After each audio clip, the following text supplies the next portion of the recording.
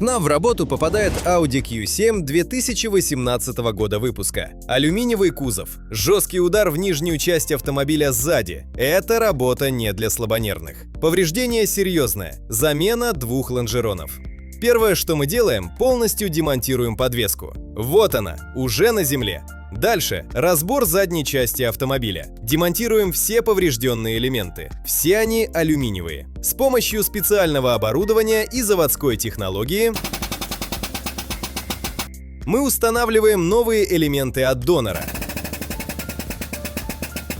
Тщательно обрабатываем все швы герметиком. После – обработка скрытых полостей антикоррозийным составом. Встречайте финальный результат.